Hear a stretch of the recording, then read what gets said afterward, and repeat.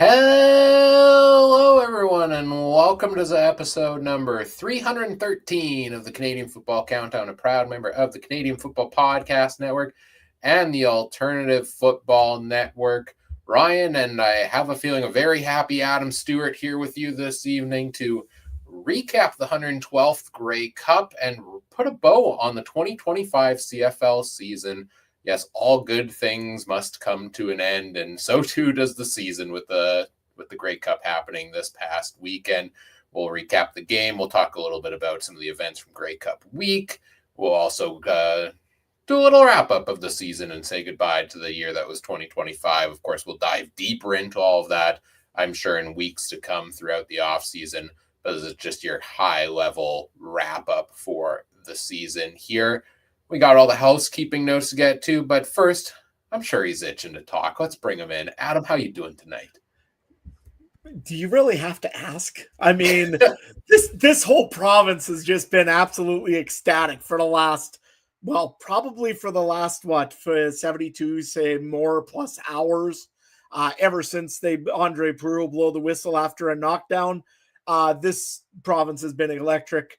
There's been a parade. There's been players bare-chested all over the place carrying a big silver item around. Honestly, this has been the most fun for the last little bit as a Rough Rider fan, as we've been celebrating like it's 2013 all over again. And you know what? I think that just because of that, winter is officially really, really short this year in Saskatchewan. Do you think Gainer's sobered up yet, or is he still wandering around Mosaic? If somebody sees Gainer the Gopher by Brandon somewhere in a ditch, can they pick him up and at least take him to the Red Barn in Moosomin? I mean, we'll get him sobered up and get him ready for next season. After a while, we're still going to let him celebrate for a bit. And who knows, by the looks of how we'll talk about it later on in the offseason. But by the way, free agency is he maybe one of those two? There are a lot of free agents out in Saskatchewan. But yes, the Saskatchewan Roughriders are your 2025 Grey Cup champions after taking down the Montreal Alouettes 25-17. And what I thought was a pretty good Grey Cup game. I had a lot of fun watching that match throughout. Got a little interesting near the end, but the Riders pull out the win there. We're going to rehash that all here tonight.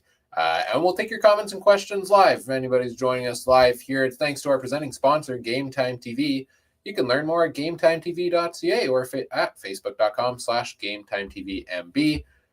As always, we do want to acknowledge that the Canadian Football Countdown is brought to you from Treaty 1 territory, traditional territory of the Anishinaabe, Cree, Ojibwe, Dakota, and Dene peoples, and the homeland of the Métis Nation, as well as from Treaty 4 territory, traditional territory of the Cree, Saulteaux, Dakota, Lakota, Nakota, and Métis Nation. And final housekeeping note off the start here is to check out the Discord community. Links in the episode description. Free to join us over there. It was a great season in the Discord. We had a lot of chatter all season long. I wish I had like stats or metrics on stuff like that. Like I wish we got like the Discord wrapped, so to say, for the community end of season to see how many comments and how many users we got interacting in there. But it was a lively season in the Discord community, and don't let it stop heading into the off season. There's going to be news flying around. We're going to have lots of content, hopefully, throughout the off season as well. So link is in the episode description. Free to join us over there in the CFC Discord community. But let's dive right in. I won't make you wait any longer to talk about this game, Adam. It is the 112th Grey Cup recap. It's our natural starting point here. Last couple of years, we ended up doing this on Grey Cup night. Didn't work out for us to do so this year due to a number of different factors. So we've had some time for, some sobered up couple day later thoughts here in terms of this Grey Cup matchup. Where do you want to start? Well, I guess we may as well just start right at the beginning of the, let's start right actually for the whole Grey Cup week. First things first, Winnipeg did an excellent job. Again, most times when you're in Saskatchewan, you don't usually give Winnipeg a lot of credit. Give them credit for this Grey Cup. They did a great job of hosting from what all I've been told and from what I've seen with pictures all over X or all over Facebook and all over Instagram. Boy, it looked like a great time in Winnipeg. The Spirit of Edmonton breakfast was huge, like it is every year. Of course, you went to the event for the CFL Football Fans Fight Cancer. There was the Grey Cup parties, and I think even yourself, you may have stepped into one or two just to check and see how that went for the festivities. How was things out there, Ryan? I wanted to go so bad. You would not believe how much it took for me to not go to that Grey Cup. Trey But offered you his couch and everything, man. I know. I had a couch to stay on, and I just could not go because of the commitments. But Ryan, what was your thoughts of the festival and all the stuff we're heading into the Grey Cup? Yeah, it was an interesting week for me. So, like, this is the first time the Grey Cup has been here since 2015. Obviously, 10 years later, you're in a different stage of life. I think it was still in university back when last time the Grey Cup was here. I'm not somebody who travels to go to Grey Cups in other cities, so I really only get to take in the festivities when they are in Winnipeg, and had some plans to check out some of them this week. I had planned to go to the game itself. Unfortunately, had a family health situation that prevented that from happening, but I still did make it to a couple of things. I ended up volunteering at the Family Fun Zone on the Friday, a couple days before Grey Cup. Lots of people from different teams came in that day. It was kind of the perfect day to do it because by the Friday, a lot of people are flying into town. They're checking it out. Tons of just different little events and games going on there. I got to try some of them out myself. I kicked a pretty mean field goal, not once, but twice. So, if Brett Lauder missed a couple others, I think I could potentially work my way into a tryout for the Riders for next season. Oh, we'll get to that. I nailed it from 15. I think I could at least hit a mean 25, but staring at those goalposts, I have newfound respect more than I ever did for those Wendy's Kick for a Million guys who in the past had nailed it from 50 something out there. So I had a lot of fun at that event. It was great energy from everybody around there. And then on the Saturday of Grey Cup weekend, yeah, you mentioned the CFL Fans Fight Cancer event at the Tavern United downtown Winnipeg.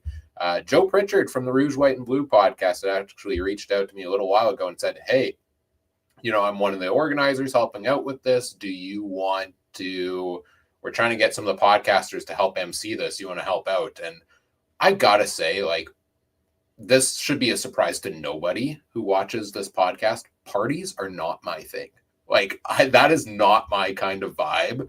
And it was very overwhelming to be there, but it was also rewarding to be there and get to be a part of it and help out with emceeing and volunteering a little bit here and there.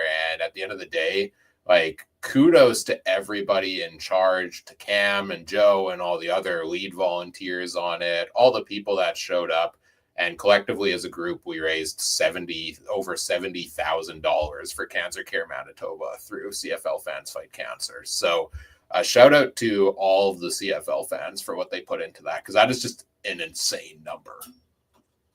Yeah, absolutely. And I mean, I got to see this year and actually give another $600 and some towards that as well from the Podcast Fantasy League. So it was really cool to see that number come up and see that check being presented for over $70,000 to Cancer Care Manitoba. Yeah, that was great. I've been to that CFL Football Fans Fight Cancer event when it was in Regina one time. Actually, I was an auctioneer for it at one time as well. So you know what? Kudos to them. No, honestly, it looks like such a fun time to be in Winnipeg. And from what I heard, everything was organized fairly well. A little bit of an issue, I guess, with one thing, though, that I seen, and I'll bring this one up. There's always a state of the league from our league commissioner, Stuart Johnson. That happened. The media got their day where they could go and ask Stuart Johnson pretty much anything they wanted to ask him about. I did like the answers that I heard from Stuart Johnson about the league and the new rules and everything that he said. It was very well done. He did a very good job of addressing what he needed to address. That being said, there was one thing, and you did mention they did a smaller version of it. They didn't have the fan state of the league this year, really. Like, I mean, a big version of the fan state of a league. They usually have just about like a media day just with fans that want to show up, ask the commissioner almost anything that they want to ask him. Usually you always get the video game question. You get the expansion question. You get all sorts of cool little things that fans are thinking about. This was the first year in a very long time. And boy, I hope the CFL is not getting away from that, because that needs to come back as far as I'm concerned. Ryan, what did you see out there? I was like a little kid on Christmas when Stuart Johnston gave this press conference, because he hit the nail on the head of everything I have been asking the CFL for years. And we'll get, I'll talk about those items in a minute here. But the thing that I appreciated the most is like the transparency from him, that maybe there was a little bit more noise on the way he approached his previous rule change announcements, that he learned from there that he didn't do, direct quote here, I'm looking at the TSN article, is when we announced those, I didn't do enough to emphasize something very important. And he said, let me be clear, we're 3 downs, 12 players, unlimited motion, 65 yards wide, and huge end zones. These rules aren't going anywhere.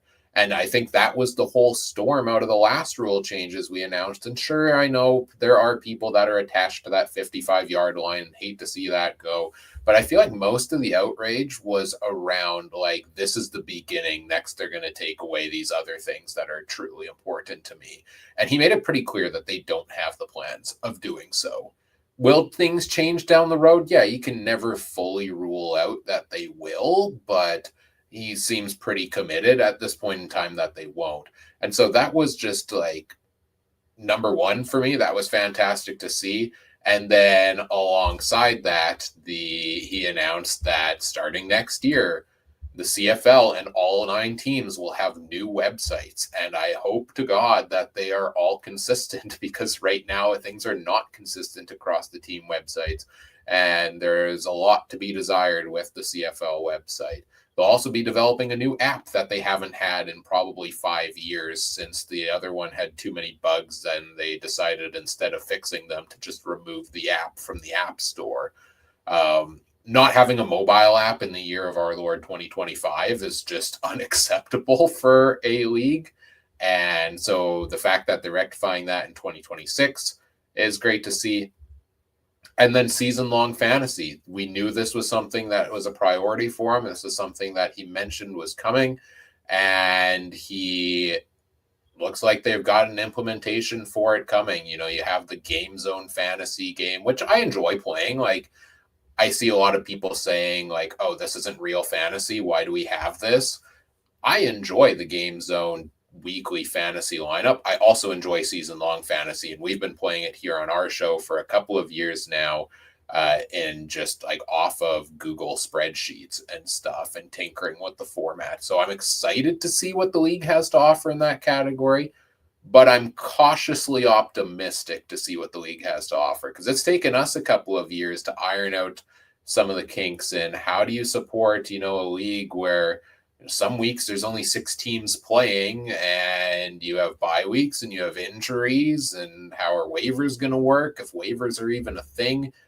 I wouldn't be surprised to see the initial offering of this be a very simple, you pick your teams, these are your players, this is your season, go from there.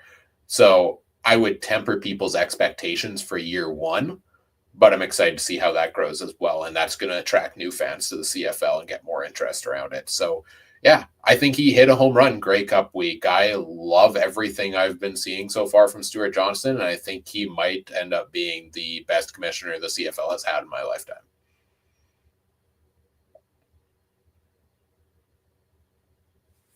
Oh, you are muted, Adam. So I just wanted to know one more thing. Did you go and pay him off before he went on that stage? Or because, I mean, it was pretty much like your entire Christmas list.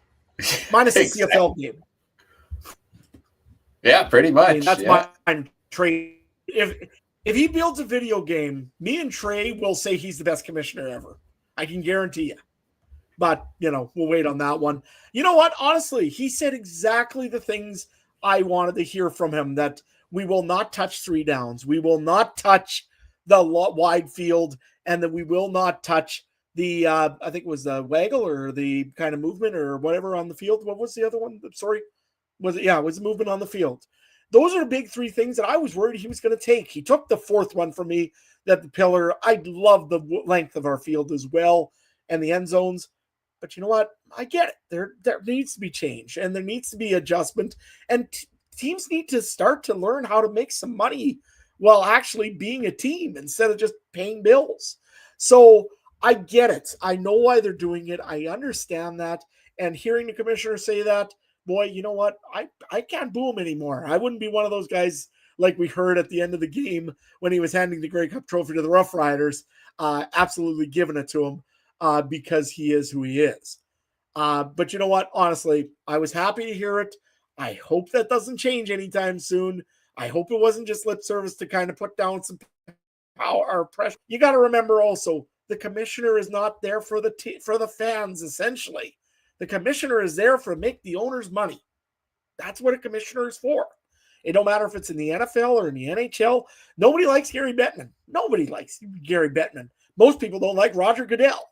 I guarantee I can't remember the MLB manager right now, or the manager of the MLB, or No president or whatever. But not a like guy. I'll tell you, he isn't either. But you know what? They're not there for you. They're there for the owners. And usually when the owners make money, the league makes money, the fans make have a good time. That means that everybody's going to have a good time. So honestly, Stuart Johnson, keep doing what you're doing. If you got to play with things, but you're right. He learned that he had to adjust how he said things and how he addressed things, which was good. I thought he did a very good job here for this for the interview. But get back to fan state of the league next year.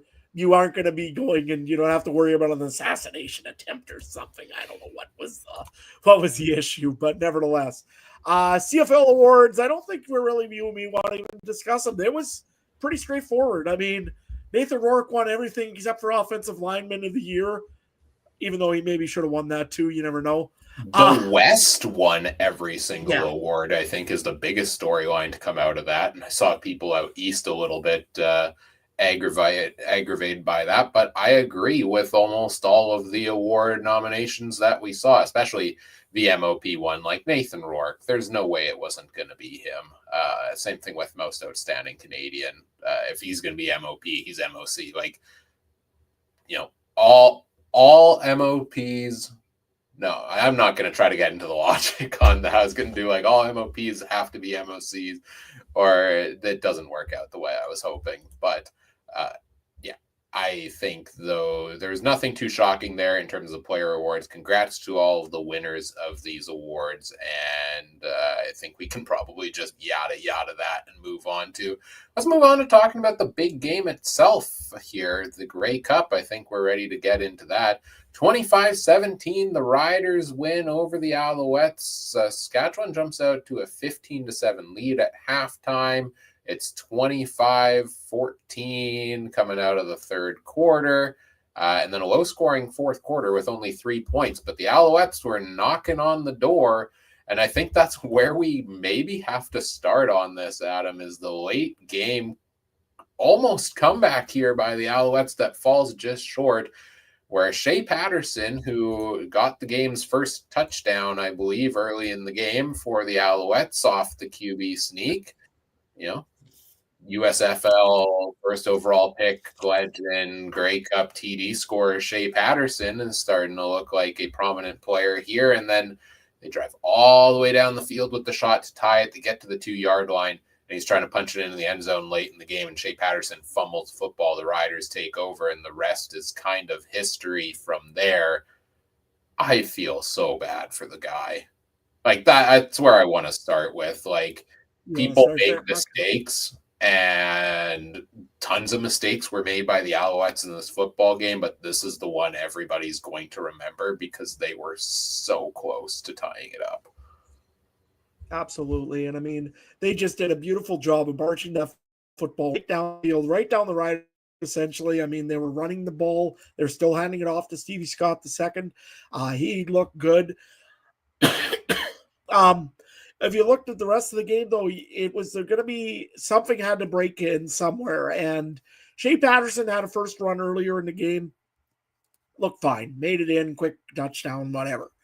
Later on, he goes and he did his usual way that he does with when he was with Saskatchewan. He ran to the side.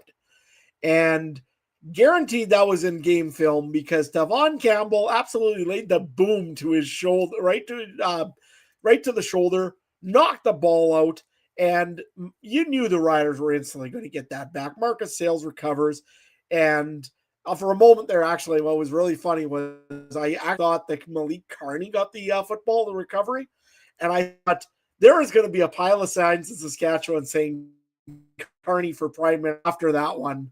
No joke there, right? Anyways, no, honestly, you gotta feel bad for Shea Patterson, though, in a way. In another way, boy, he's still helping the Rough Riders. I really appreciate it. It was just tough for him. One other thing, though, and actually, I'll bring one for the first quarter that I did want to bring up. The Saskatchewan Rough Riders go. They get the ball's already 8-1. Had a pretty poor start on the one field position. They end up getting the ball back, though, really quickly. Sam Emelis gets a nice catch, gets the ball down, and it ends up down to the 4-yard line, I think, for the Montreal Alouettes. And it's 3rd and 1. I look at it, and I'm like, okay, they're going to play the game. They got Trevor Harrison there. They're just going to go, and they've got him in shotgun. They're not going to snap this football. They're trying to draw him. They never know. Maybe it'll work. All of a sudden, they snap it. I'm like, what? And then that was crazy. That throw over, what was it, to Schaefer Baker, I think it was.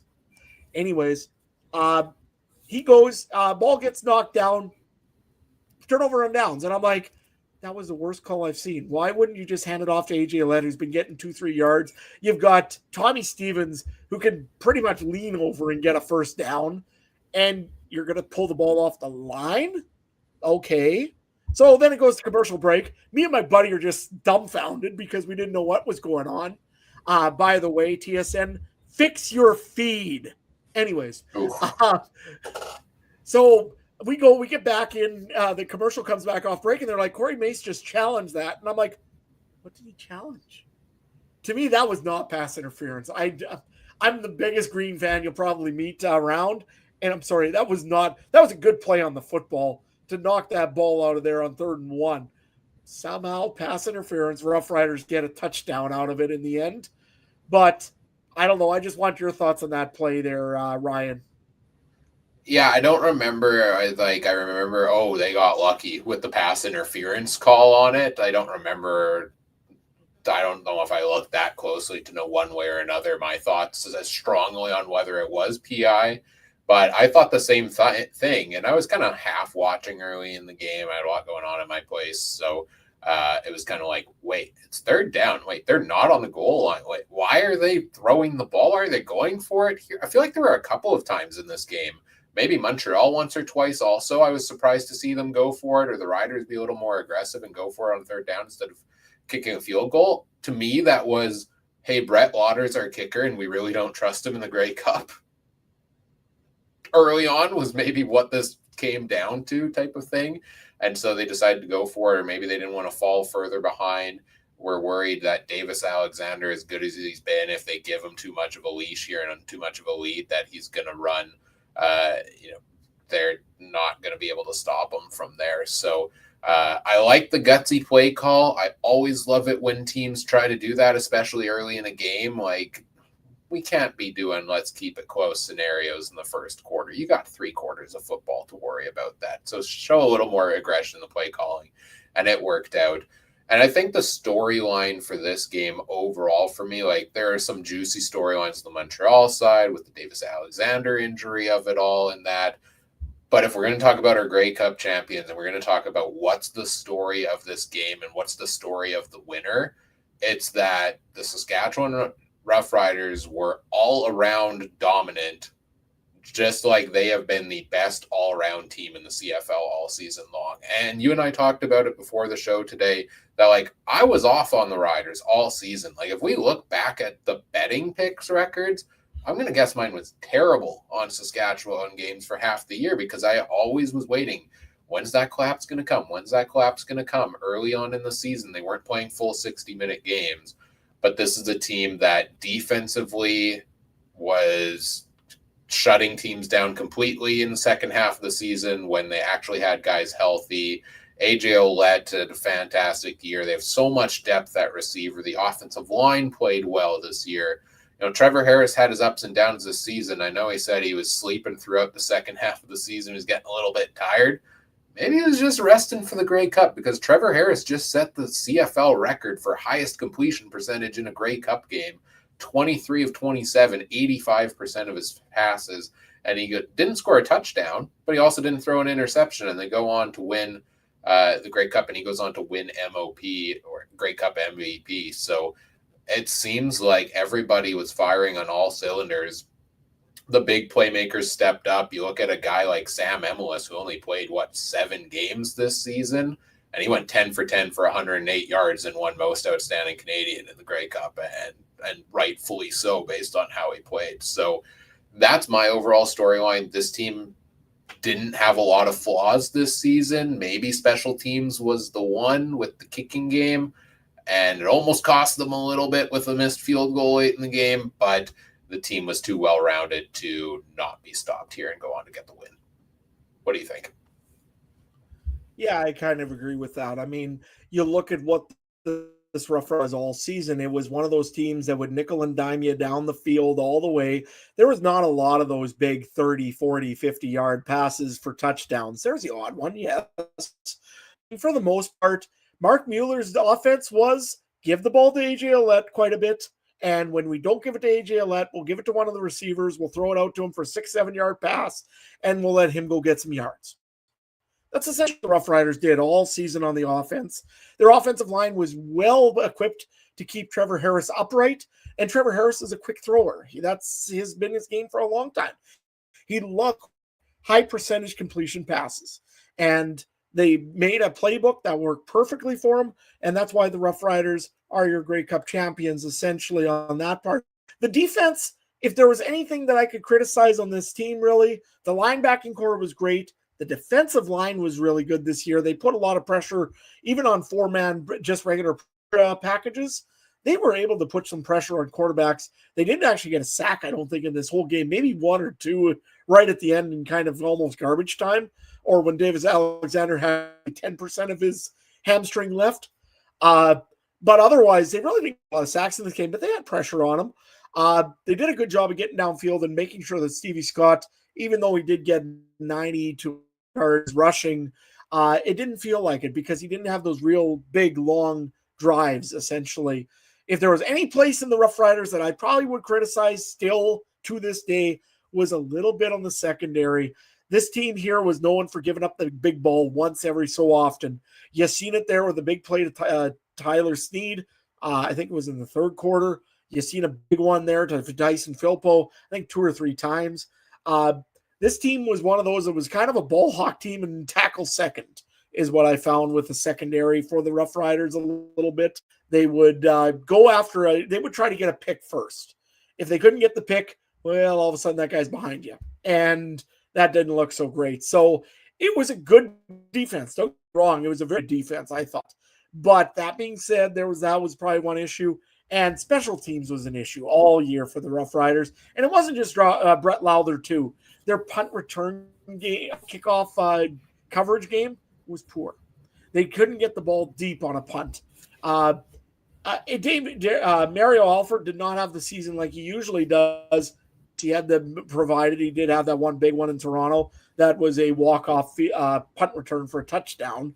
But overall, Mario Alford wasn't the same in the second half of the season. Good return against the Alouettes here in this game. But overall, I think the special teams needs to be looked at a little bit in Saskatchewan. The defensive secondary piece that I would say in Saskatchewan. But you know what? You got to be good in most of your game. They were great in turnovers. They were great in their offense, I thought, with what they had. They played to what they had, and they played to their strength. So kudos to the Rough Riders for what they did. The only thing I still question a little bit, and boy, I can't wait to see this next year. Let's go over to the Montreal side of the football.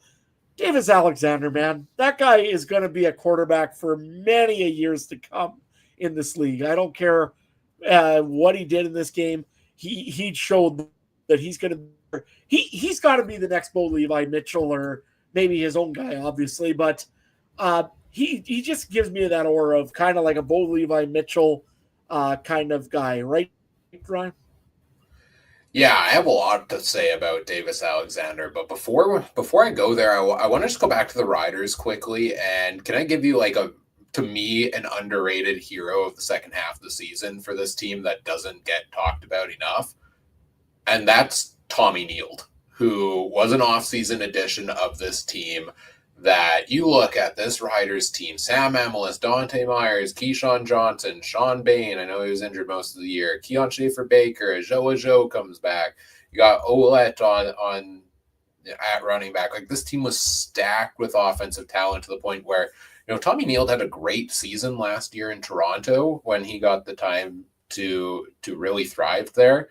But you see him being brought in as like, okay, where is he going to slot in the depth chart? Like, this guy's going to be number 2, number 3 at a lot of these positions. And he got opportunities due to the injuries. And every single game, he seemed to be making some key plays.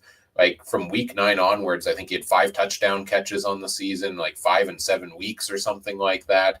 And again, here in the Grey Cup, 3 of 3 for 46 yards. And I think there was at least 1 or 2 of those 3 was a very important big catch for him. He had a 34-yard catch in there that was absolutely instrumental for this team as well. So I want to give a shout out to Tommy Neild, because he's not the number 1 guy you think of here on this offense. And you know what? Both Tommys, Tommy Stevens and his 2 touchdowns. If there's any area that the Riders have been lacking for years, it's in the short yardage department, and Tommy Neild is the best in the CFL at that, and rightfully so. And happy to see him get his here in the Grey Cup game.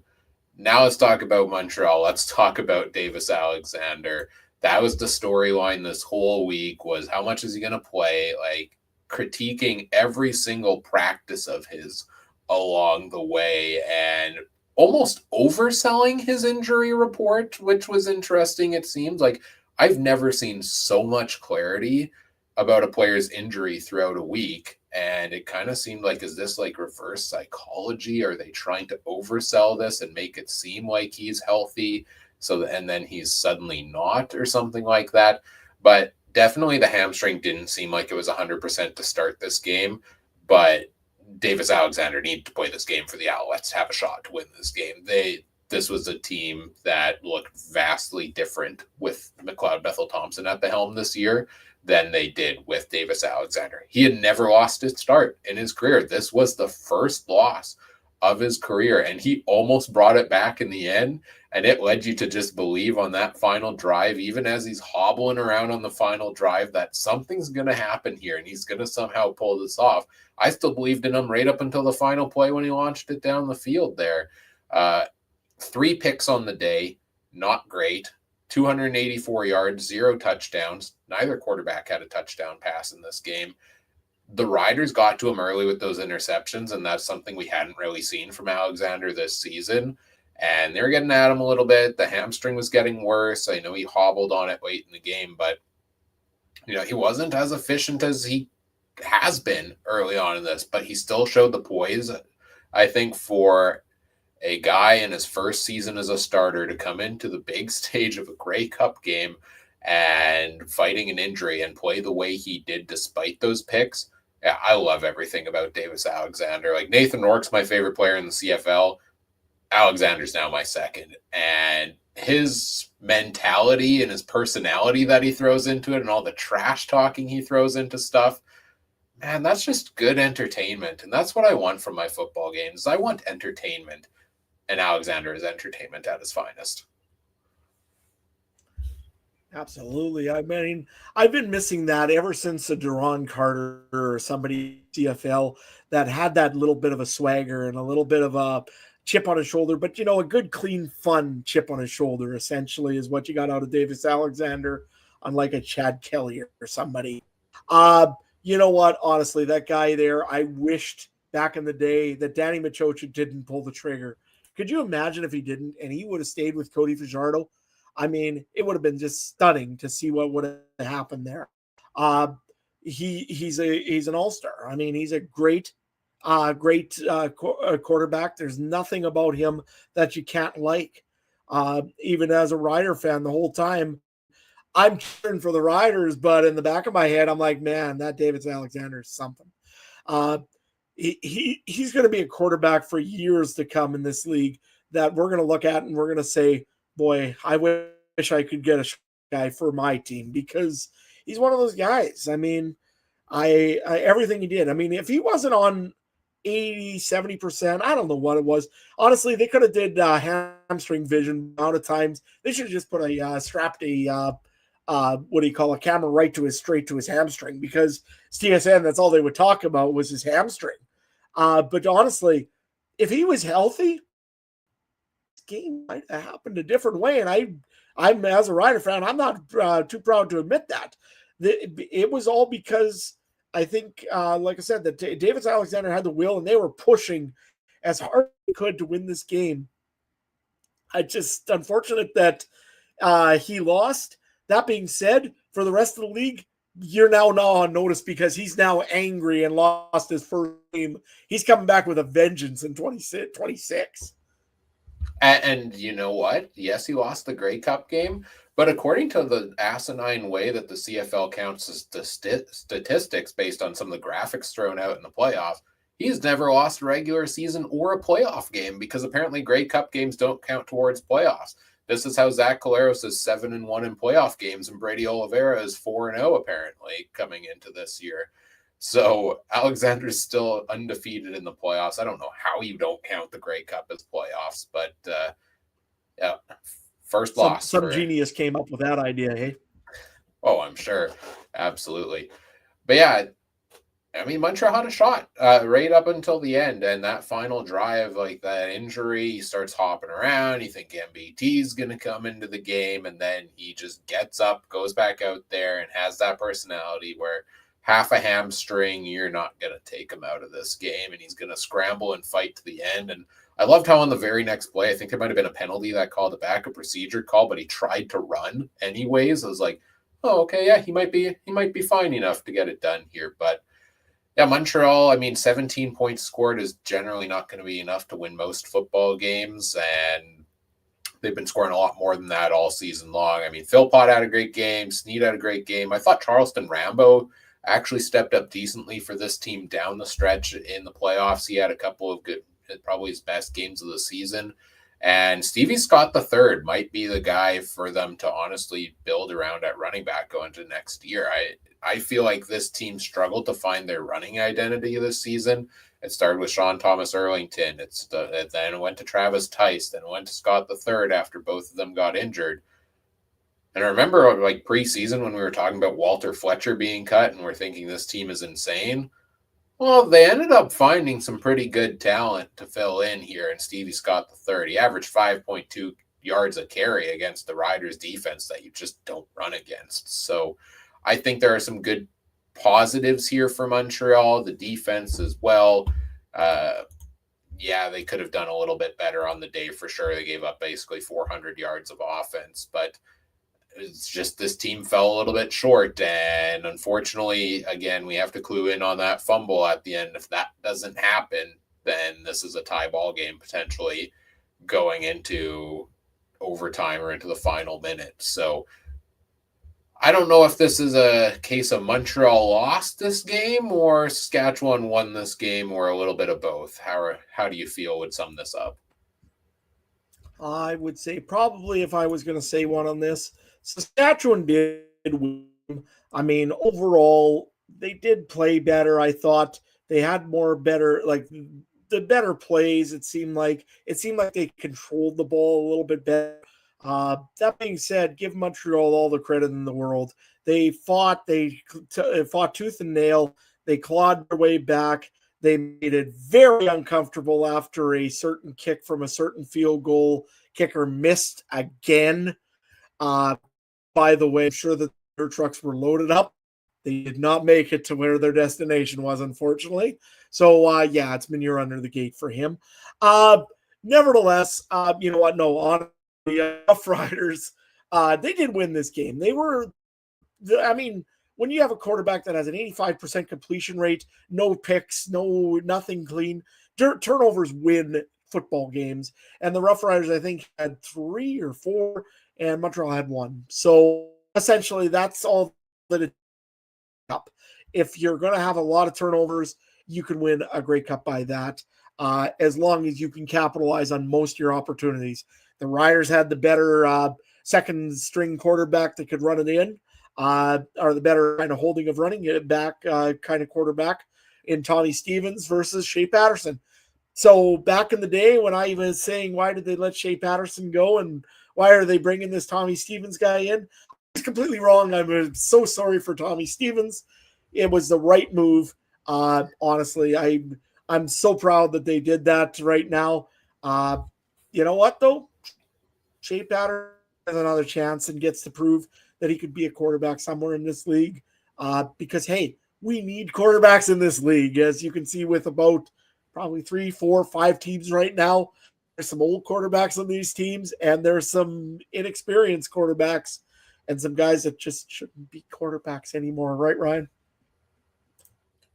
Yeah, I think that is exactly it. I hope he gets another chance. And crazy that we're only in this scenario where Shea Patterson fumbles on the goal line because Montreal had like 5 QB injuries this year, because they brought him in because Caleb Evans got injured, after McLeod Bethel Thompson got injured, after Davis Alexander got injured.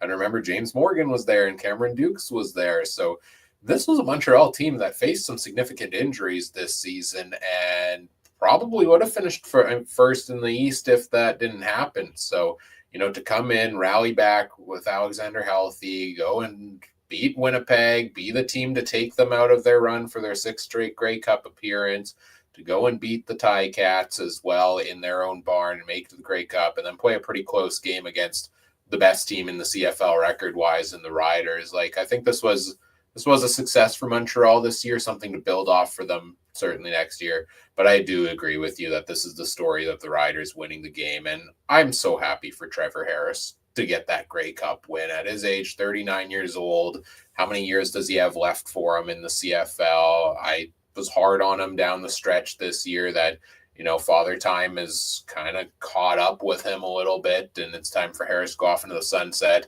And we talk every year about you don't know what kind of game you're going to get from him at any given time. Are you going to get 6 touchdown passes in the playoffs, or are you going to get the type of performance that's going to give you 5 fantasy points, for example, from Trevor Harris? Both have happened at the best and the worst possible moments at times in the past. And to come out and deliver the cleanest game, the 85% completion rate, win most valuable player. I always get the two mixed up. I'm just happy for Harris because this is his first Grey Cup win as a starter, and you love to see guys like that who have been a staple in this league for the past decade get their shot to get their ring in. So I am perhaps more than anybody else on the Riders, I'm happy for him. And for Rider Nation, you got a good one in Corey Mace for years to come as the head coach of this team, because the energy he brought to this team at the end, can't speak enough highly about that. Yeah, absolutely. I mean, Corey Mace is the main architect and why this team. I mean, kudos to Jeremy O'Day. He did a great job of bringing in players. Corey Mace, Corey Mace brought in the coaches that can work with Corey Mace and with this team. I mean, if you look at it, the quarterback coach that are an old quarterback that became the offensive coordinator that knows what to do with a good running back and with a quarterback that did exactly what he needed to do. It was a playbook designed exactly for Trevor Harris. If you put Jake Mayer in there, or if you had to put in Jack Cohn, this quarter the team didn't. And we've seen that in the last 2-3 years when we've had injuries to Trevor Harris for quite a while. So I was quite happy to see this year that Mark Mueller, as much as I was complaining a lot of times about the not going deep anytime, you know what? Honestly, he's made the right calls. He did a great job. He deserves that ring. Corey Mace, you can't say enough about that defense. He turned this defense right around. They were ball hawks. They were aggressive. They were hard to play. They were quick on the ball when they needed to be. Yes, they had those couple deep passes that I was nervous about, but Corey Mace did exactly what he needed to do to make this team do what they do. And you're right. I think that team would literally run through a wall for Corey Mace right at the moment. And I don't think they would stop through one. They would just keep going until Corey Mace told them to stop.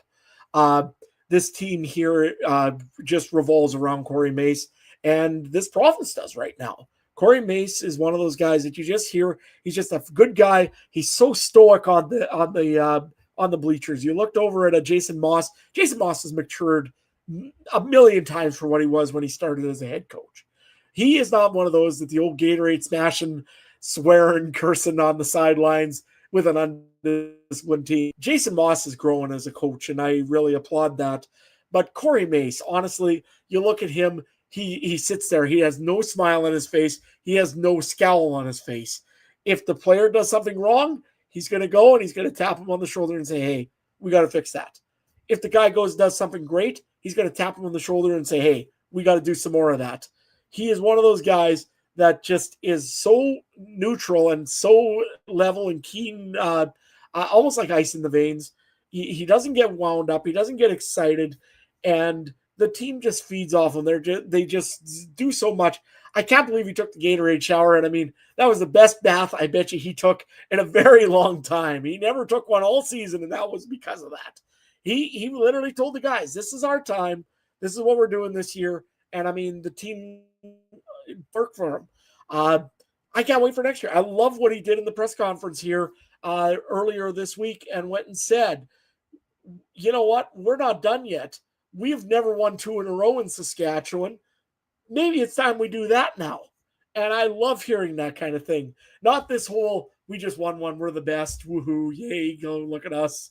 Come buy your season tickets now. It's more of, we're going to go do it again now. And I love that theory by Corey Mace.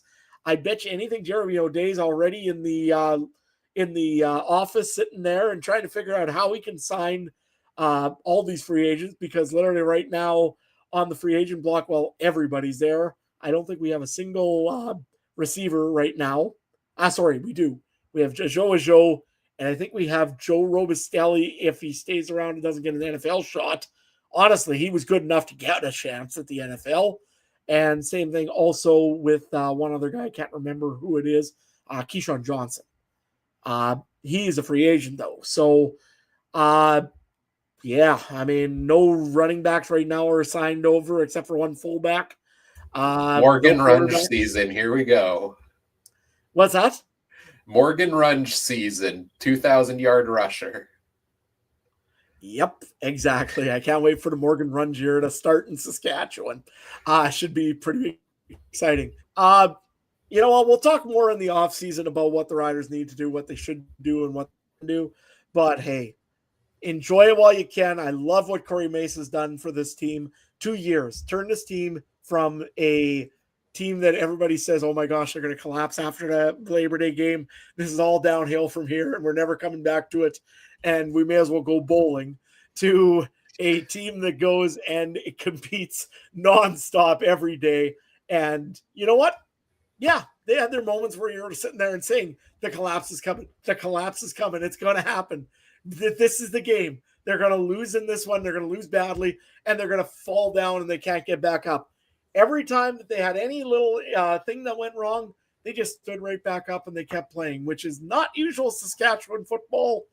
And I applaud for Corey Mace what he's done to make that a part of Saskatchewan football. Absolutely. I couldn't say it any better than that. So as we kind of finish wrapping up the Grey Cup here, do you have anything else on the Grey Cup game you want to talk about here, Adam? Or do you want to, should we move into season wrap? There's two little things I want to talk about, and they're not related to either of the teams. They're related more to the CFL game itself. One, TSN, seriously. I mentioned it a little bit briefly before the start of this. This is your biggest game. This is your Super Bowl. This is where you showcase your talents as a broadcaster to say we can do everything and we can do the best job out of anybody in Canada. And then you have 2-second blackouts in the middle of random times during the middle of a game. You lose the lines. You lose the advertising in the middle of the game and on the field. That's virtual advertisements.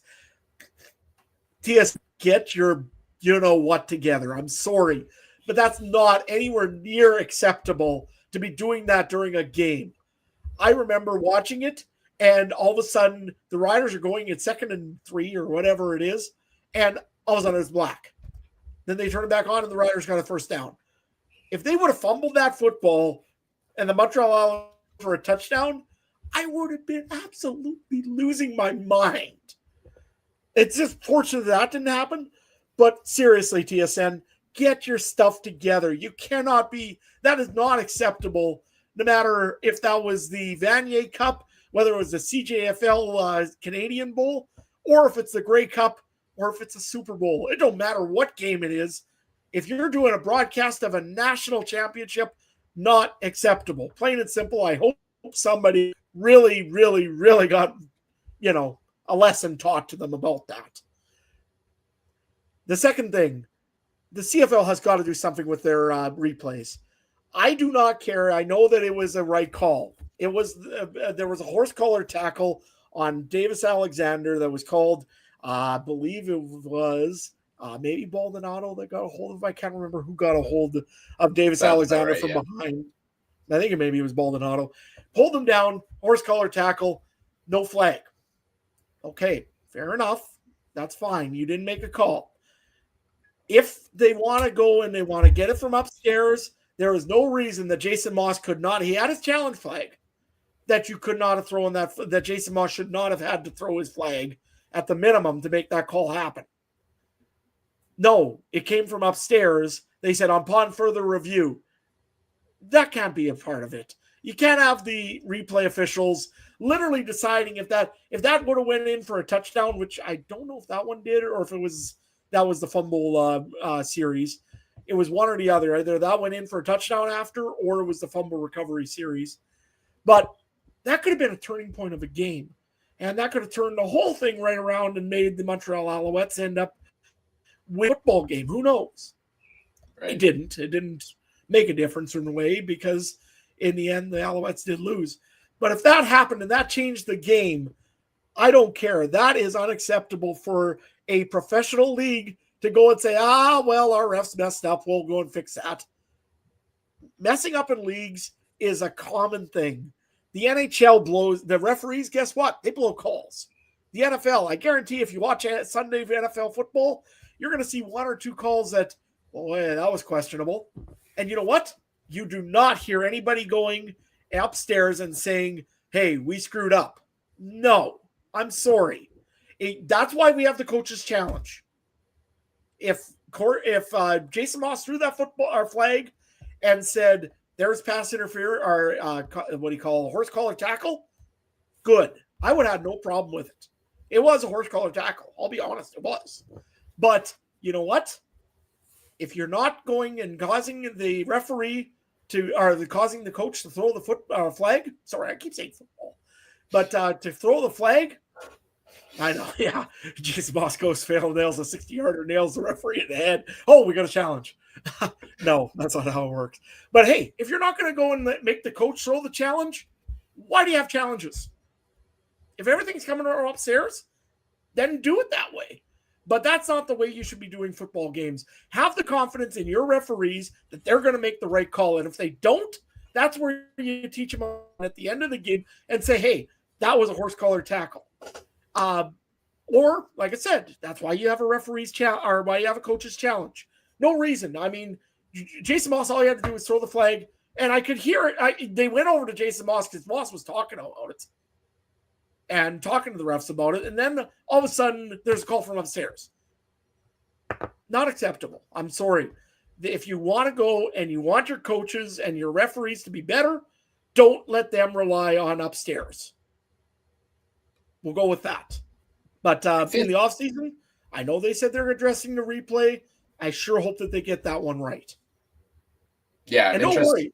I was going to also say, because we got people in the chat saying, hey, you don't have an issue with replay stepping in on a missed call. If it was the opposite way and Trevor Harris got tackled and we didn't have a challenge flag and they would have called it from upstairs, I would have been livid just as much. I'm sorry, but it's got to go both ways on that one. We called the questionable pass interference call, and we had to throw the flag. Why didn't that one get reviewed from upstairs and Corey Mace didn't have to throw his flag? So it got to work both ways. Like I said, to me, that's where you got to make sure your referees are what your referees are. If they didn't see it, well, at the end of the game, you got to tell them about it, but they don't need to be relying on upstairs. I think the rant is over. That's a big rant for a guy who just won the Grey Cup, but hey, you speak your mind, and I agree with a lot of what you said on there. At the end of the day, it didn't hurt the Riders. They still get the win, but us as CFL fans, we obviously want what we feel is best for the league. And I'm interested to see what comes out of that off-season review of the Command Center, Replay Center, whatever it's called, because I know they are under scrutiny quite often for their impact on the game and the decisions they make. My two quick final thoughts on the Grey Cup. One, I'm so happy Andre Proulx was the ref for it because I love me. Andre Proulx, best ref in the CFL. He's an icon. He's, if we're putting a Mount Rushmore of the CFL, Andre Proulx is on the Mount Rushmore of the CFL to me. So excited to see him there. Also, quick thought on the halftime show. It was all right. Like I thought it was good. I didn't think it was the best halftime show I've ever seen, but I didn't think it was the worst. And maybe wardrobe could have been a bit better. The knockoff Pittsburgh Steelers number 24 jersey that MGK was wearing was a little confusing. I was wondering if he got the year mixed up and didn't realize it was 2025. But other than that, I didn't really have complaints. It was cool. Yeah, I'll be honest. It was my kind of music. I'm not a rock fan or whatever he is, pop or whatever you want to kind of call that music. But you know what? Hey, if somebody watched the game because of the halftime show, I'm all for it. You got to have different variety in there. Yeah, the wardrobe, I was having a little question. I mean, I was asking if Winnipeg blew their budget and they couldn't afford them a Winnipeg Blue Bombers jersey or something to get the crowd pumped up. But you know what, honestly, also in wardrobe, I should add, the pregame attire for both teams, those jackets, where do you get one of those? I want one of those. Those kind of fur jackets. Boy, they look cool. But add it to the CFL shop on the new website. There you go. Yeah, there we go. I'll take one. But hey, no, honestly, MGK, he played a good act. I thought Our Lady Peace was actually pretty good right off the bat. Doing the pregame show, I thought that wasn't bad. I wasn't a fan of TSN going and showing the Prime Minister 14 times in the game, but whatever. That's neither here or there. They want to show off that the Prime Minister showed up. Okay. Yeah, I mean, you know what? Congratulations, Stuart Johnson. You've become a commissioner. You got booed and heckled pretty hard. That's the way it works. You know what? Other than that, yeah, it was a good Grey Cup. Anything else, Ryan? Nope, it's the badge of honor to get booed as the commissioner for sure. I see we have Tim from the Alouettes Flight Deck podcast in the live chat chiming in on some of the Replay Center stuff here tonight. I want to give a quick shout out to him and Cliffy, the Alouettes Flight Deck crew, because if you want to relive Grey Cup week from the eyes of the Alouettes and the eyes of Alouettes fans, go check out their content on their YouTube page, podcast feeds, because they were here in Winnipeg. I had a chance to meet them both at CFL Fans Fight Cancer event in person. That was kind of fun. Great fellas there, and they really put out tons of fantastic content throughout the week. And by the way, Tim, the rivalry is over. I'm not going to feud with you guys at the flight deck anymore. That was only for 4 or 6 hours, and then yeah, you and what do you call Cliffy? I mean, honestly, yeah, no. You guys do a great job. I was watching lots of your guys' stuff all season, just for what you do for covering the Alouettes, and I love that you guys did a show right after the game. I mean, that's a tough thing to do as a team that just kind of went down. But honestly, I loved your guys' coverage. I really enjoyed it. I hope you guys do this much more often. And yeah, Cliffy, I know I got to meet you over at the last Grey Cup in Regina, and boy, the passion you guys have for the Alouettes, just spot on. For sure. All right, well, we're an hour into this podcast. We've gotten through the Grey Cup week recap. We've gotten through the Grey Cup recap. Now let's begin our season wrap-up. If we can spend that long talking about 1 week, how much time is it going to take us to talk about all 24? buckle up, folks. Get your popcorn. New record. Can we beat 8 hours here tonight? No, we're not going to do that. This is going to be, we're going to cut it at half an hour. That's my call now. We're going to finish this at an hour and a half. We're going to talk about over the next half hour just overall themes from the season. And then we're going to come back in subsequent weeks and talk about more stuff. You'll notice as we talked about Grey Cup week, we didn't talk about the big hit items from the news cycle, such as Ryan Dinwiddie to Ottawa, Mike O'Shea and crew back in Winnipeg, stuff like that. We're going to save that for next episode. We're going to come back in a week or so, and I say or so because you never know with us. Then we're going to talk about those things more as a collective at that point. But how do we do this? How do we sum up the 2025 season? Like, what is the overall storyline to you for 2025, Adam? I think for me, it's two things. One, we see the emergence of some new players in this league that came out of kind of some maybe a little bit out of irrelevance. If you look at Nathan Rourke at the beginning of the season, we kind of looked at him and said, this is the season where he's going to have to start stepping up. And at the beginning of this, it's a little bit questionable. He had that injury. He had a little bit of a slow start. But boy, once he going over in BC, he was lights out. And I mean, you look at that, and that's going to be a force for many of years to come. We've seen it in the West as well. We've seen the fall of, I don't want to say a dynasty because they weren't a dynasty. I don't care. They won 2 Grey Cups and then they lost 3. So, you know what? The Winnipeg Blue Bombers are going to be a team that I think is now finally maybe has it. There was always the old show that just came back on TV lately was King of the Hill. Is it time for saying the Winnipeg Blue Bombers are maybe over that? Yet, we'll talk a little bit more next week about what they've done. But, you know, they just didn't look like the same Winnipeg. They looked human. That's the nicest way of saying it. The last 5 years, always that team that you got to play them. Okay, let's go and take on the Bombers. Let's see what's going to happen. I seen the Rough Riders walk into Winnipeg and not be worried about it. They weren't afraid. As the old Home Alone main character used to go and say, he's not afraid anymore. There's no team, I don't think, in the league that's truly afraid of the Winnipeg Blue Bombers. We've seen a little bit of a resurgence over on the Edmonton Elks side of the field. The end of the season for the Edmonton Elks, if they can keep that momentum going and they can add to what they have in what they've got, Cody Fajardo looks like he's a quarterback that's going to take them somewhere. I think they finally found their quarterback that they've been looking for a while. Their defense looks good. Their receivers, well, that's maybe where they need to look at a little bit. But you know what? Edmonton is starting to look like that team that maybe is ready to take another step.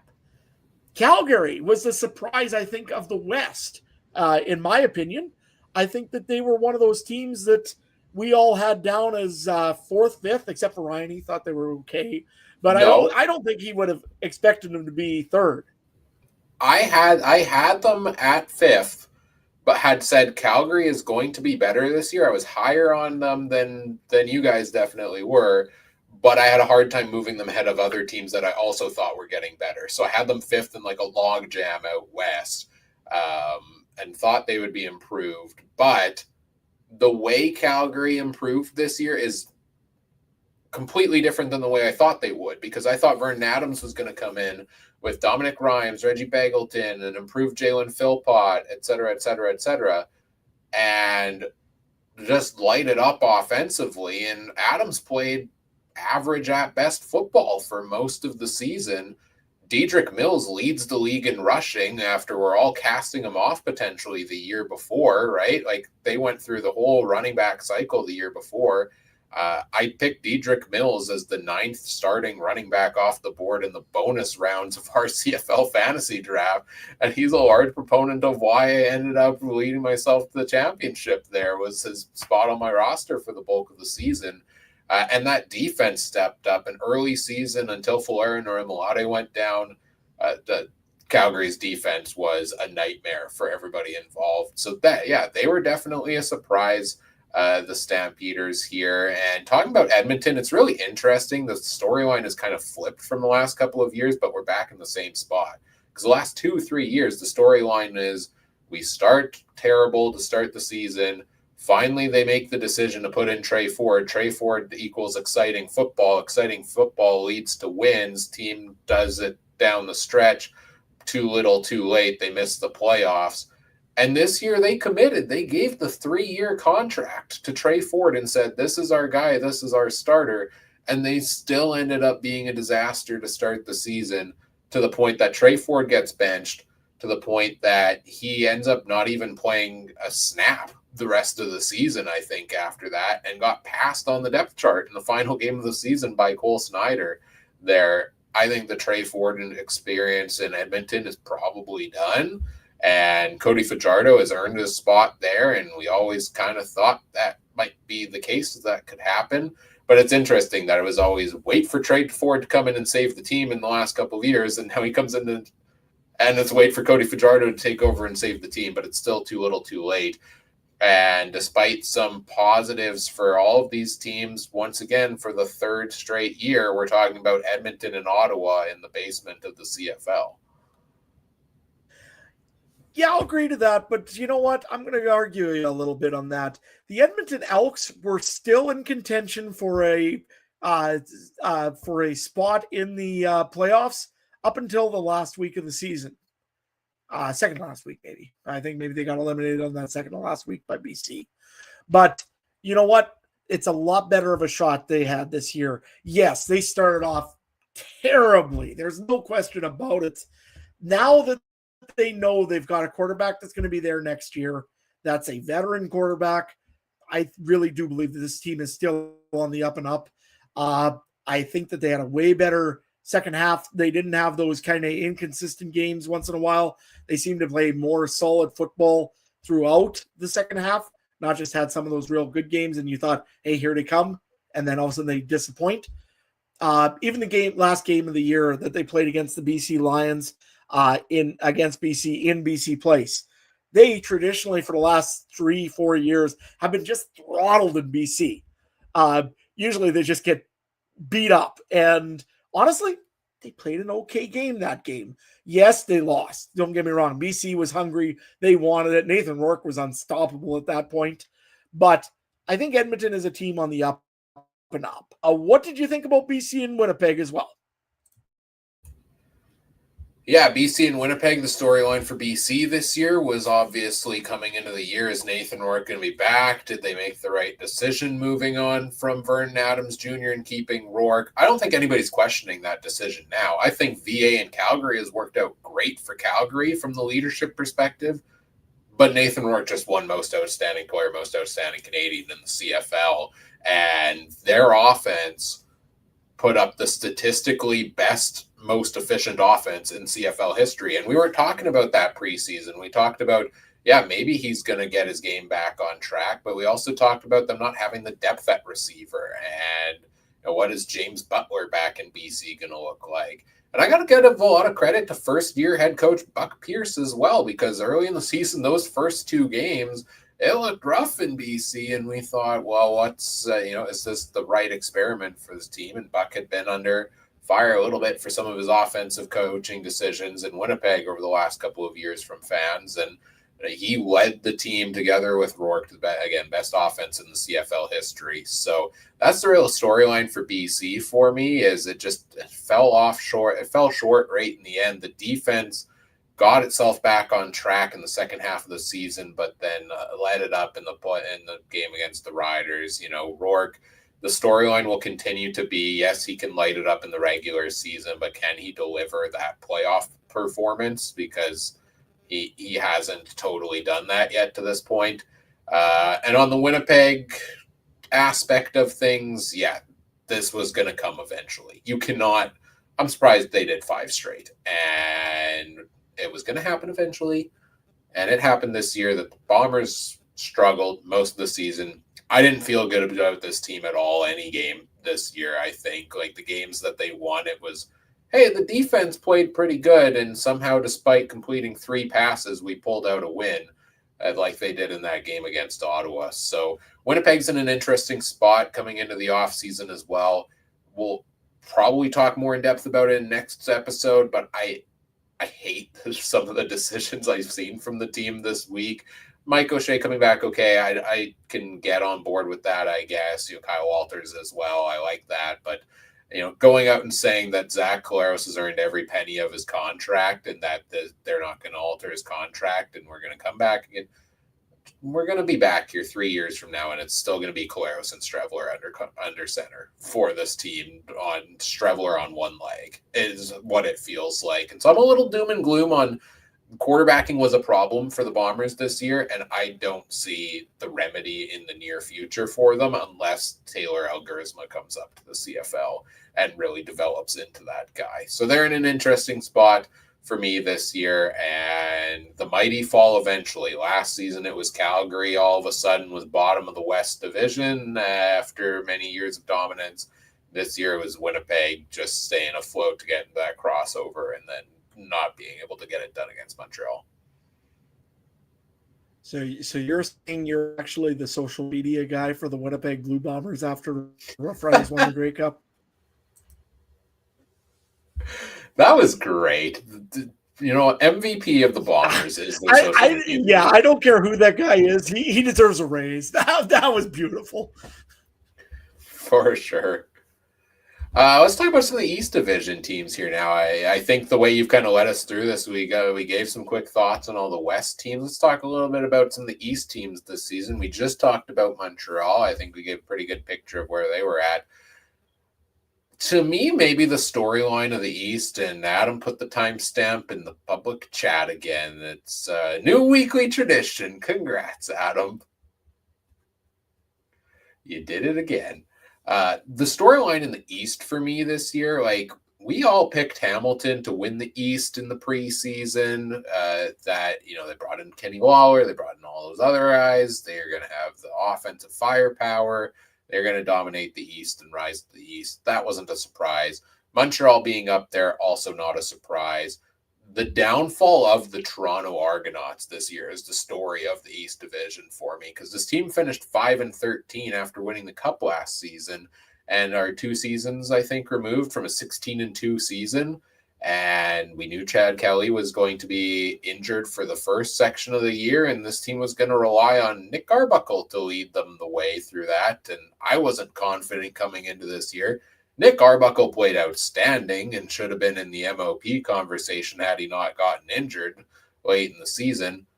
But it was just errors everywhere, mistakes everywhere. The Toronto team was a good team on paper that lacked the killer instinct and execution to get the job done. And that spiraled into a 5-13 season.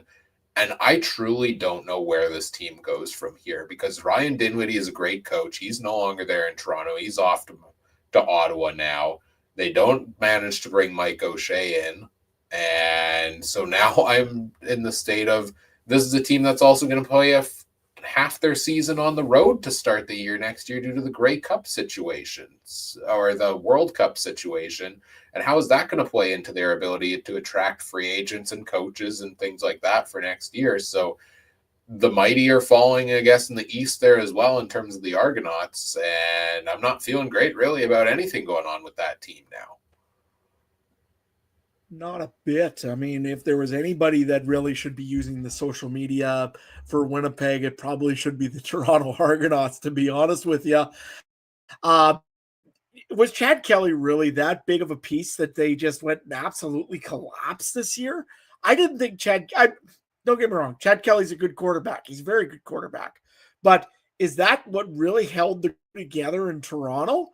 I didn't think so. But boy, I know they lost a lot of pieces in the defensive side of the football other than Wynton McManus. And on the offensive side of the football, I mean, they did lose Tommy Neal. And they still had quite a few of their receivers back overall. They had a plan to move on from Kadeem Carey. That clearly backfired a little bit for the Toronto Argonauts, and that might have been a big piece of it as well. And their offensive line and defensive lines were a little bit different. But boy, I did not expect to see them completely go and bury themselves in the East Division the way that they did. And I'll be honest, do you see any foreseeable way that they get out of this? I mean, yes, they're and now not only that, they're in a head coaching hunt. They got to find somebody to replace Ryan Dinwiddie, which he's going to a rival. Boy, if I'm an Argonauts fan with the team the way it is, the ownership the way it is, I'm hearing rumors of like increase in ticket prices of all things. And not only that, you don't even get to see her for a lot of it. Boy, come on, Toronto. You got to be better than this. And I'm not looking forward to being or seeing what the Argonauts are going to be next. Hope I'm wrong. Please prove me wrong and win a Grey Cup, because you know what? You rebound every year whenever you don't. So prove me wrong, win a Grey Cup. But I don't like the looks of it. The most interesting team for me in the East is Ottawa, because every year I think that Ottawa is going to finally get better and maybe rise up the East division. I was wrong. I had Drew Brown pegged week 1, week 2 as he's the MOP of the season.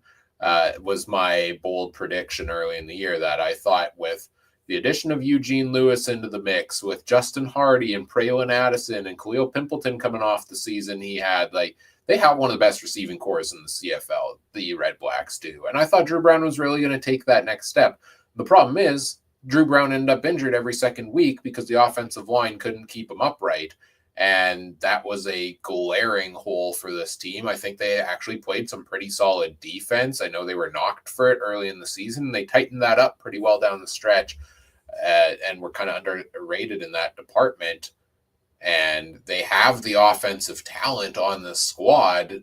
I think coaching was the biggest hindrance of this team. As much as I love Bob Dice as a person, there were some coaching decisions, some personnel decisions with the team that just didn't jive for me. Tommy Condell's play calling continues to be under scrutiny. I think that wasn't great necessarily either.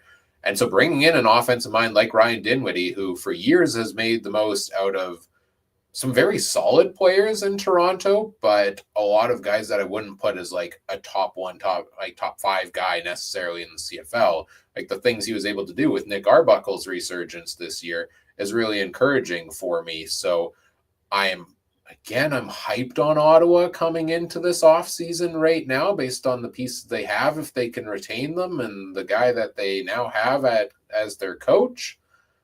But I'm high on Ottawa coming into every year, and now it's kind of turning into the same Edmonton category for me of I really just don't want to get hyped and be disappointed again. So essentially you're saying you've been hurt too much and you can't love again. Okay. When it comes to the Ottawa Red Blacks, yeah, pretty much. Yeah.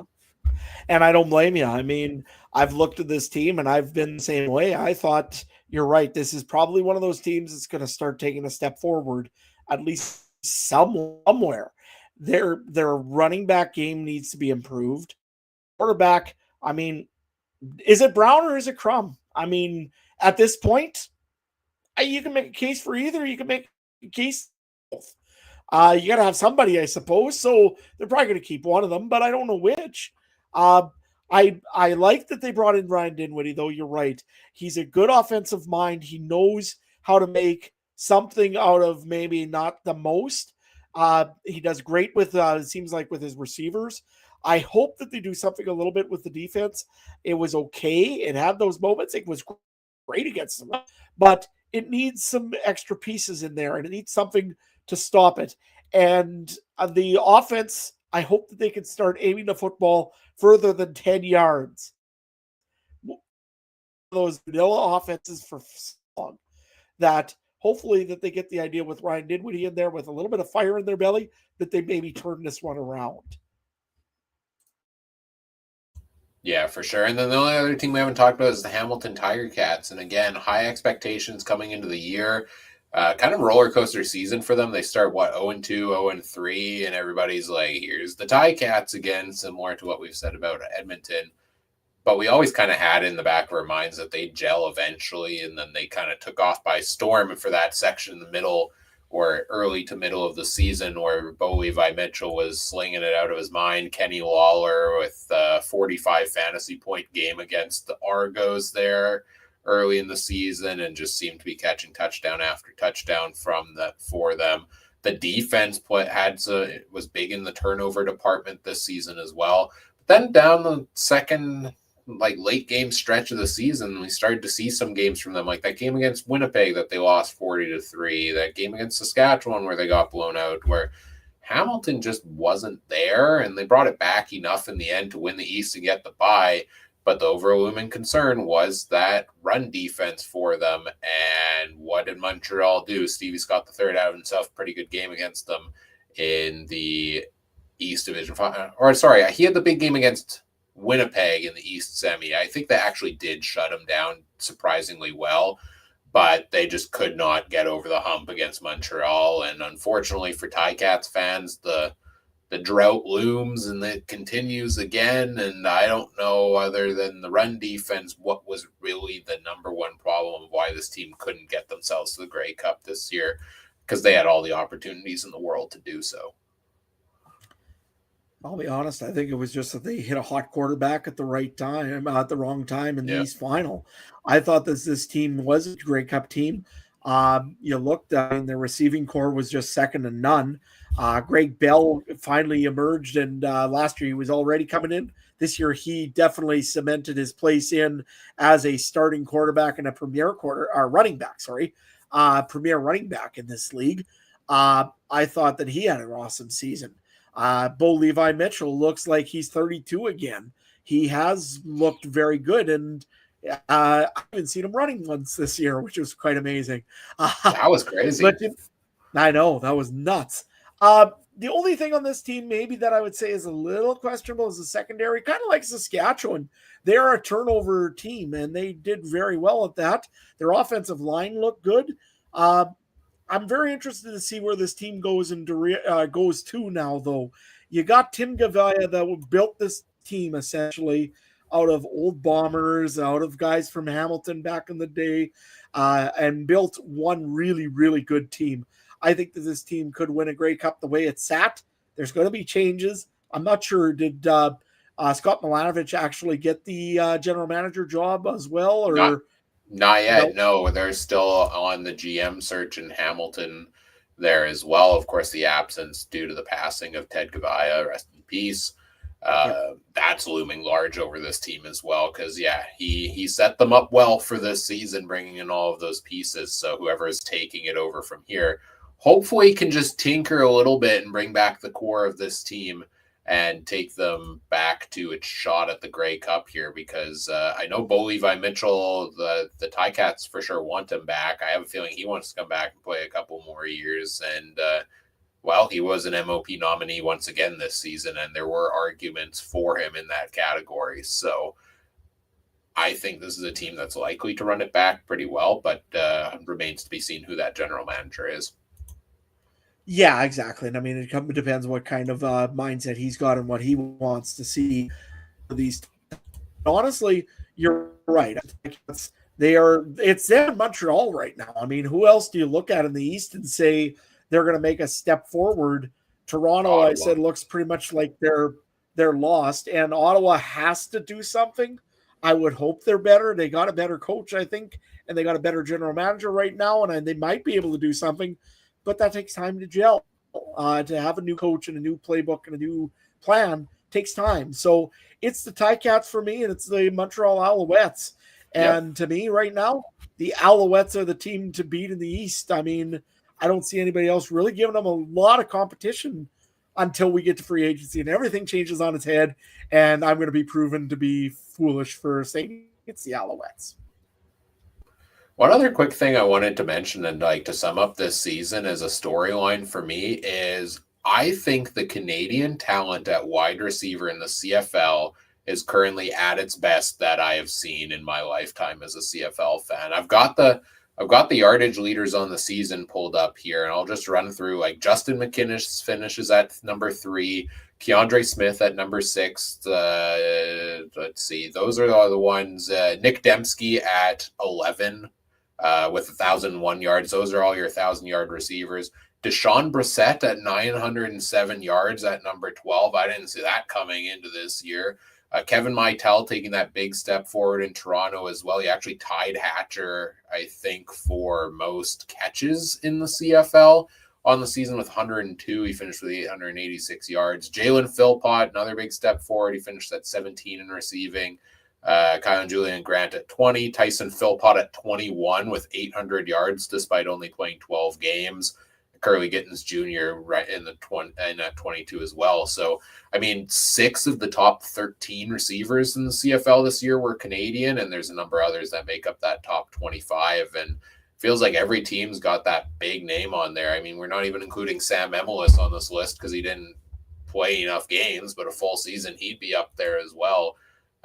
I'm really excited to see that across the CFL because for years it's kind of felt, and some teams still are a little bit like that, where it's like, okay, this guy has some talent, but he's not the X factor, but we're playing him at receiver for the ratio situation. And now we're seeing across the board teams that actually have like a huge impact player that has that national passport. You just look over at the Grey Cup champion Rough Riders. Other than Dante Myers, they could have ran a full Canadian receiving core in the Grey Cup if they really wanted to. And honestly, they would have looked great. I mean, Tommy Neild, you've had Mitch Picton at times that looked really good. Yeah, Joe, you've got Sam Emelis. Yeah, got all sorts of talent. Keon Schaefer-Baker. I mean, how many times have I almost forgot about Keon Schaefer-Baker just because he's just kind of there? But there's so many talented players in the CFL that are Canadian right now in the receiving side. It's actually probably the golden age of receiver for the CFL. I just hope we can do something like that with quarterbacks, even if they're not Canadian. I just want to see a golden age of quarterbacks now as well. And we're starting to see some of that maybe a little bit in the CFL. You got Davis Alexander and you got Nathan Rourke right now, two of the best right now out there. I would say almost Doug Flutie-ish on either one, honestly, or Calvillo and Flutie. They have those feels to them. They're young guys. They're going to be in this league for a very long time, and I can't wait to see what they can develop. I still say there's a chance for Trey Ford somewhere. If he can get into this league and get a good shot and a good defense or a good offensive coordinator to work with, Trey Ford can do something in this league if you let him. There's other quarterbacks in this league that I didn't even mention today. Dustin Crum is one of those that we've talked about a lot of times that, boy, we would love to see him on another team just to see what he can do. I think he's actually a pretty good quarterback. You and me were arguing about this at the beginning of the podcast before we started. Jake Mayer, if he has the right offensive line in front of him, you're not going to convince me. I'm not convinced, Jay. Okay, but I'm still going to say it. Jake Mayer looked good against the BC Lions in that one game that he played when Trevor Harris was hurt. I think he could be a starting quarterback still in this league if you give him the time to develop. Bo Levi Mitchell, Zach Caleros, well, sort of, and Trevor Harris. Those guys there are kind of your age quarterbacks, but they still can present a little bit of a challenge. I hope that there's some more coming up. Taylor Egglesma, I'm sorry, I can never say his name right. Curtis Rourke maybe comes into the CFL here soon. Boy, it's a great time to watch the CFL and enjoy it when it is like this, especially on the offensive side of the football. That being said, there's great defensive players and great running backs to watch as well. Yeah, for sure. My final thought on the season, then we'll do the wrap up here, is that, I mean, there was great parity across the league this year, right? Like Saskatchewan with the best record at 12-6. Nobody's got that 14-4, 15-3 record this season. You had 6 teams, all 6 playoff teams were between 10-8 and 12-6. So we actually had all the playoff teams with winning records this year as well. But then, Toronto and Ottawa pretty far out of it, Edmonton, but they made it interesting down the stretch as well. So there was a lot of parity in that sense. But my honest vibe on the season, and I hate kind of to end on this note, was week in and week out, there were way too many blowout games. Like compared to years past, to me, the excitement wasn't there on a game by game level because there were so many that just weren't even close. It was either like underwhelming game, like we saw some of them down the stretch where the starters were resting, or a big blowout and maybe a team catching up at the end and making it a little bit more interesting. So I like the parity we see in the standings. I want to see that parity in the football games on the field a little bit more next season as well, because we just talked about so much talent out there across these teams, and I want to see some fun football games. Yeah, I can't argue on that one there. I mean, you watch a game like Ottawa and Winnipeg with Chris Trevler throwing 3 passes. Sorry, no. I went to a game this year, Winnipeg versus Saskatchewan. That should be a highlight of a year to watch that game. And oh man, was that horrible to sit through. I'm sorry, but I love you, Winnipeg fans. You made the game because the fans were good and heckling me, and I was heckling them, and we had fun. But the game itself was terrible. Uh, you looked at some other ones, Hamilton, Winnipeg. I mean, that was a bad one as well when it was 40-3 for the Ticats, I believe. Yeah, you know what? You're right. Get some games that are a little closer down the stretch. I still love the 3-minute warning though in the CFL. Anything can happen in that last 3 minutes. It don't matter if it's in the first or second half, mainly in the second half, of course. But when that happens, you just love to watch it. But when games are 40-3, yeah, there's nothing coming down that. Yeah, and that's going to happen every season. It just felt like it happened a little more this season than others, but still some fun football to watch. It has been a fun season. It's been an interesting season, a little bit of a weird one for me, podcast wise, because I took 8 or 9 weeks off in the summer. So that's something I've never really done before in the 11 years we've done this podcast. But happy I was able to rejoin you guys down the stretch drive of the season and into the playoffs. And unfortunately had to miss the Grey Cup preview last week, but I'm happy to be here wrapping up the season here with you today, Adam. And I think we did a pretty good job of doing that concisely in the last half hour, going through some quick points on each of the teams. So now let's get into wrapping up today's show after we wrapped up the season. And where are we going to be next? Well, follow us on social media. Would be the best way to find out. You can find us on X at CF Countdown Pod, Blue Sky at CF Countdown Pod as well, Facebook.com/CF Countdown Pod as well to see everything we've got going on. Usually posted a day or two before if we got a show coming. You can, of course, subscribe on our YouTube feed and hit that little bell to get the notifications also to find out when we have a show scheduled. That's the best way to keep tabs on that throughout the off season, because things will probably be a little bit more sporadic here. Not going to lie, when we get to this time every single year, a 24-week consistent schedule of doing this every week is tasking on top of everything else going on in the personal lives. So I think everybody probably has a degree of, wanting to unwind a little bit and get into the holiday season. So we won't promise consistent shows over the first couple of months of the off season here necessarily, but I do want to come back sometime in the next week or two to talk about all the coaching news, because I think there's some fun discussions to be had around that. And then we're going to work on some other series of content throughout the off season here and there as well. So stay tuned for all of that to come here on the podcast. You can also get all that info if you check out the Discord. The link is in the episode description. It's free to join us over there. We're always posting stuff in the Discord throughout the off season as well. You can check out the other great shows from around the Canadian Football Podcast Network. They're all wrapping up their seasons as well at CF Pod Network on X. And our friends at the Alternative Football Network, kind of the off season for most of the UFL related shows still as well, but the official AFN on X or alternativefootballnetwork.com to check out their content as well. Adam, for the final time of the 2025 season for now, until we get into off-season mode, what else you got going on these days, and where can people find it?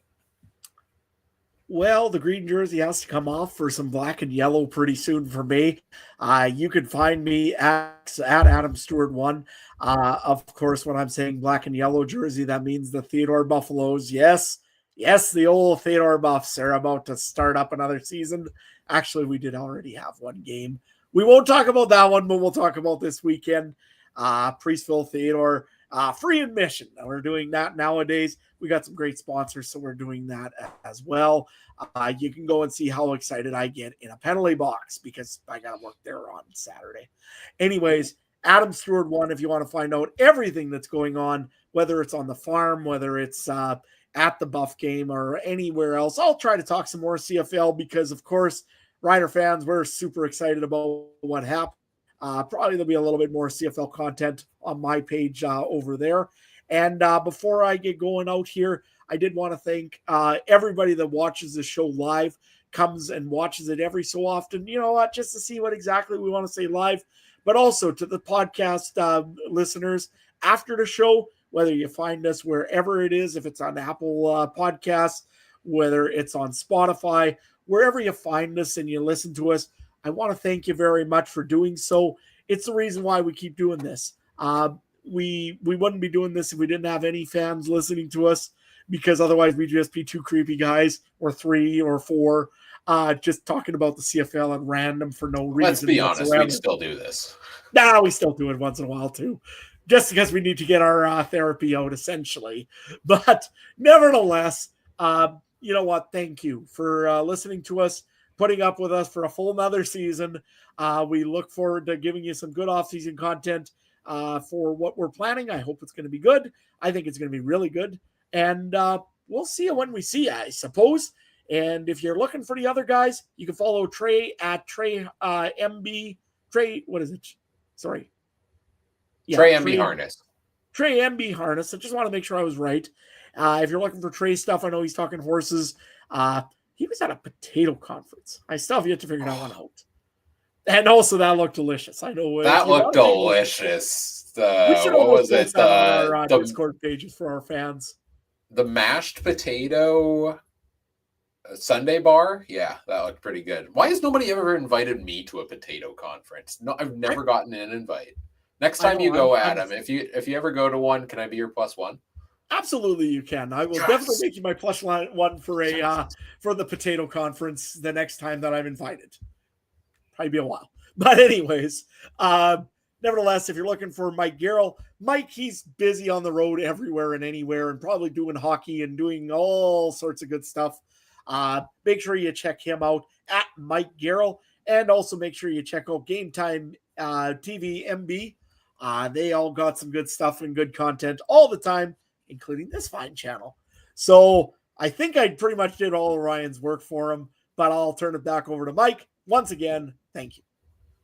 Yeah, you made it easy for me. Thank you. Okay, bye, everyone. No, first of all, when you were saying you're going to trade in the green for black and yellow, I thought you were announcing your new fandom as a MGK super fan, that you were going to go find his jersey from the halftime show.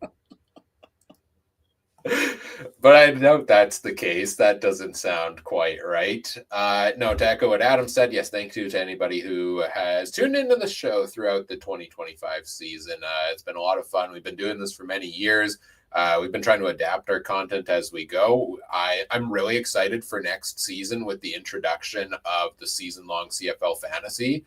I would say we are probably one of the most fantasy-focused podcasts you will find out there. Definitely. So, some fun new content for us to explore when it comes to that coming into next season. And we have a lot of fun throughout the off season. I almost get in this trajectory where, like, right before the season starts, I get super amped up for doing the regular season content. And then when we get down the stretch drive of the season, I'm like, I'm excited for the off season content because there's so many new topics and news topics to explore that aren't just previewing the same games that are kind of happening. So I hope folks join us throughout the offseason for that and heading into next year as well, and continue to support the show because we always really appreciate when people do that. Major shout out to Adam and Trey for stepping up in my place this season as well and hosting the show many times without me and editing the show and publishing and doing all of those things that I normally do behind the scenes when I wasn't available. So this show wouldn't have run if they didn't step in for that stuff. Yeah, we watched the car about 3 or 4 times, me and Trey. So, I guess we might have earned our full-time keys. Yeah. I have a great insurance policy. Don't worry. Crash the car as many times as you need. No, it's been a fun season here, folks. Not much more to say on that as of right now. So look forward to the off-season content. Follow us on the socials to get notified when that comes out. And if you enjoyed this season, help us grow the show. Leave a like, leave a comment, subscribe if you're not. If you've watched for weeks and you haven't subscribed yet, what are you doing? leave us a rating, leave a review, share the show with your friends, your non-friends, people at the Riders Endless Grey Cup parades, anything and everything in between. Help us grow the show. We always appreciate that. On behalf of Adam here tonight, on behalf of Trey and Mike this season as well, Adam's flashing the Grey Cup ring. I'm surprised it took an hour and 40 minutes into this podcast to do so. Thank you for listening all season long. Take care, everybody. Have a good one. Bye.